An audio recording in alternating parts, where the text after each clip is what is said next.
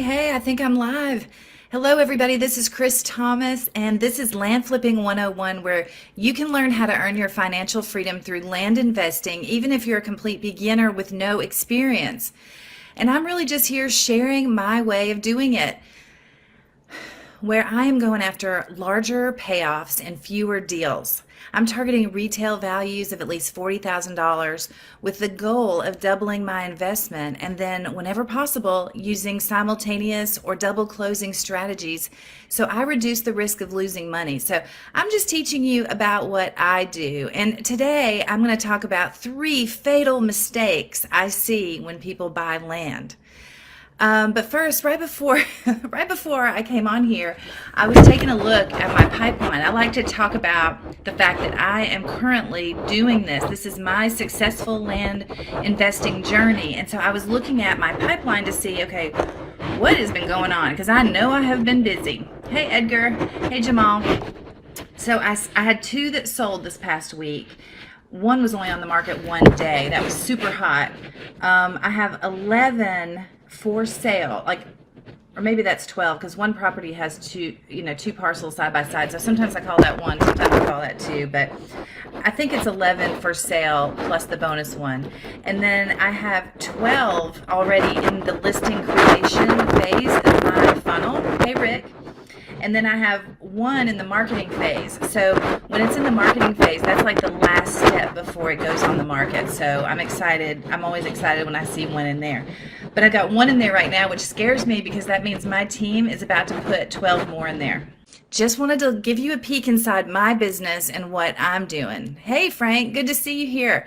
Okay, so I had a question from Todd Lipinski. He said, how do you handle due diligence? And by the way, I just grabbed some questions I saw in the Facebook group. So I just tried to grab a few, and I'll answer them along the way, as well as anything that you put in the chat. I'll try to look at that and keep an eye on it too.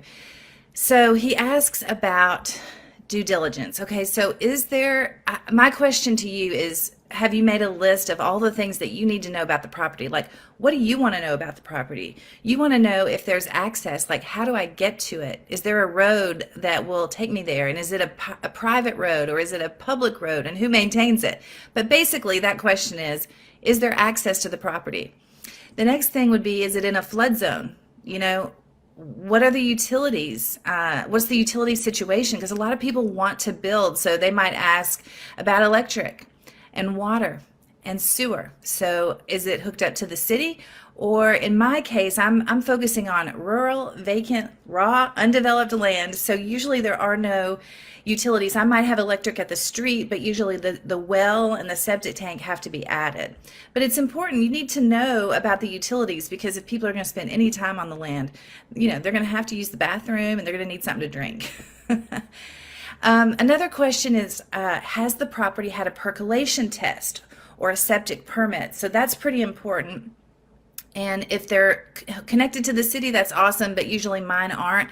And a lot of people ask me if they can make an offer based on a contingency on a perk test, and I usually say no. I would rather sell it at a discount than spend the money to do a perk test, because I'm just in the land buying and selling business. I'm not in the get it ready for building business, okay? Are there any surveys or plat maps of the property so you know what the boundary lines are? And then, what's it zoned for? What's the land use and what are the restrictions? So those are some of the things that I'm really looking at, but I would highly encourage you to get real organized and create a little checklist so that every single property you get under contract just goes through that same checklist.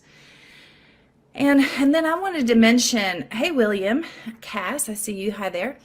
A lot of people are asking me about tactics and implementation on how I'm flipping land. They're asking, how do I create a team? What technology or software do I need to use? And some of you know that I've been mentoring a small group for the past few months, and I hope to be sharing some of their stories with you sometime very soon. But in the meantime, I've been thinking about releasing a beta version of my course on Land Flipping 101.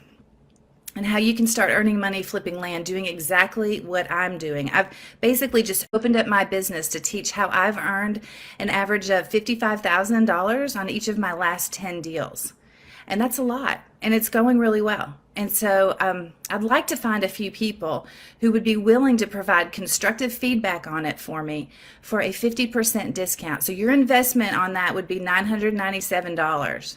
It would be a self-study, but you could join my private Facebook group and chat with me there if questions arise. So it would be a much smaller setting that I'm checking all the time. And I'll also be offering to joint venture on deals that you find if you need more handholding after going through the A to Z step-by-step tutorial that I've put together. So let me know what you think about it, and that, if you'd be interested in getting in on the notification list. I hope to be able to open that up next week for some beta testers. So now I thought I would just talk for a second about the 3 fatal mistakes I see investors making when buying land.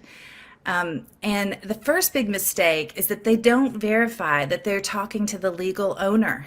Okay, you've got to confirm that you're talking to the right person. There's all kinds of fraud going on out there. I had a thing happen once where a guy sent me my letter back in the mail and it was signed, but it turned out that he got divorced from his wife, and in that state, both of them had to release the property, and he had not even told her that he was going to sell it. So I think he was up to something.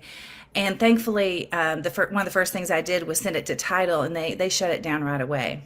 But all you do is you figure out what county is the property located. And when you determine that, you just call the county recorder's office and just confirm that that is the seller who owns the property. And you also have to confirm that you're talking to the right person. Now, one way you might be able to get the county information is going to a website called the National Association of Counties. It's NACO, and they have a database with a list of all the counties in the whole country. So you can do a quick search, you can look by state, you can do the county, whatever you want to do.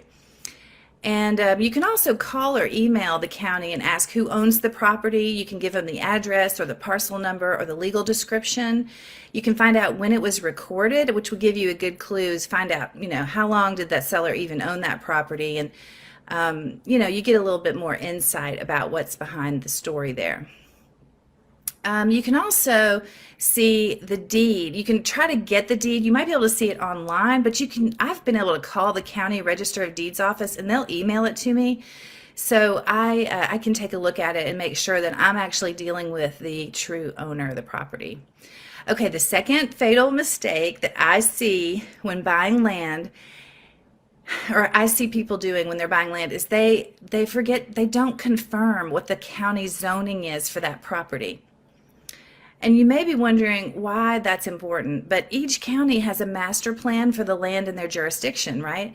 They already have a pre-designated plan for the use for the property.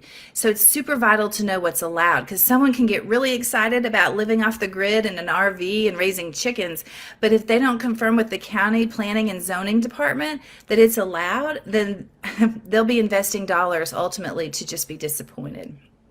So here you do want to contact the county's planning and zoning department. Just give them the legal description of the property along with the assessor's parcel number, and you're good to go. Just ask what it's zoned for. You can ask what the restrictions are on the property. You can just say, well, what can I do with this property? Can I build a house? Can I raise sheep? Can I camp? Can I put in an RV? All these things are very important when trying to determine what you can do with that property. And another thing that I do is I go ahead and take the extra step of getting a link online to where they have the county ordinance that explains what the zoning designation means. So if you have zoning that's A1 or R4 and you don't know what that means because it changes by county, I go ahead and just take a link to that definition and put it right there on my website where I list the property, so that at a click, anybody who wants to know if they can do what they want to do with the property, they can just look at that and they can see exactly what's allowed. Okay. Hi, Benji. All right, so the third fatal mistake that I see people make when buying land is the investor did not confirm that the title is clear through a preliminary report. Now, I've heard stories and seen people talk about how they they're doing the strategy that I'm doing, where I'm putting a property under contract to purchase, and then I'm simultaneously marketing that property for sale, so that when I find an end buyer, I can come to the closing table and close both on the same day. So I've heard people say, when they're inexperienced, that one of the mistakes they made was they actually went, they got the end buyer, and then they started doing the title work, and they realized this title is not clear. I'm not going to be able to convey this title from the seller to me, much less from me to the end buyer. So as soon as I get a property under contract, I order a property profile by contacting the title company. It's usually free of charge. If it's not free of charge, keep looking for another title company. It's really just a basic title report, which shows the ownership, the tax situation, all the property details, and usually the last deed that was recorded. Now, I always start with that and usually try to ask for maybe 2 more previous deeds, just because I want to just check chain of title.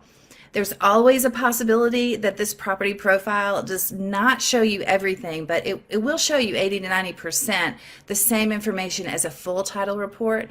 And if it's clear, I'll go ahead and move forward with the due diligence and marketing. All right, let's see if there are any questions here. Oh, hi, Krista. I see your message. Let's see. Would you purchase lots that burned over 3 years ago, and there's squatters there and burned vehicles? There's an HOA that hasn't taken care of this. Oh, wow. That's a tough one. Well, certainly if there's burned property, the land is still there. So yes, I'd still be interested in that. About the squatters and the burned vehicles, so the squatters, I'll go to the sheriff's office and have the squatters removed from the property. And then the HOA, I mean, that's a hard one. That's probably where I'd get stuck. HOAs can be a problem. If they're not enforcing rules already established, there's probably a reporting mechanism for how to get things resolved in their covenants and restrictions. So I would get a copy of that, maybe. That's just off the top of my head what I'm thinking. Okay, so I also had a message from Charity Dawn asking, the number one thing she wanted to know about land investing, what costs could show up, and what are the exact steps that happen after someone agrees to go under contract. I would say the first thing is, when they agree to go under contract, ask them to sign the contract and send it back to you. But once you have that, the first thing I do is I send it off to title. I send it off to have the due diligence done on it, and I outsource that to my VA, and I can usually get that back in about 48 hours. And then I start pulling together all the marketing pieces. Once the due diligence comes back and the title's preliminary report comes back, if everything looks okay, I go ahead and start moving it into the marketing phase, and that's when I send a piece of paper to the county, and I record that I have an interest in that property by filing an affidavit and memorandum of agreement for real estate. So I highly recommend that too. All right, I don't really see any other questions, so I'm just going to end by letting you know that, the key to my success has just been consistent daily action, because I'm sending mail out each and every week without fail. And I've been able to automate and outsource a good bit of my business, which is why I'm able to come and help you learn how to do what I'm doing. I know there are a lot of courses out there, and it's hard to differentiate them. I'm just letting you know that what I'm going to be teaching in my course is that the way that I do it, okay?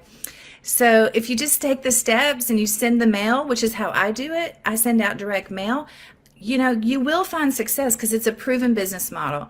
So you can start as small or as large as you like. I tend to go large because I'm wanting to cut down on the number of paperwork transactions I have to do, and I'd rather have a bigger payoff if I'm going to do all that work.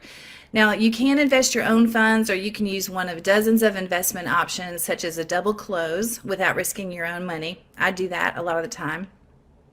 But listen, if you have any questions, you can reach out to me by posting on this page, or I'd love to have you send me a private message. I answer each and every one of those. And so I'd love to just hear about your journey into real estate investing, kind of what brought you here to this page, and what makes you think you want to do land investing, and what are you hoping to learn. So I'd love to help you get your land investing business moving forward. You can do it. It's proven, and I'll help you.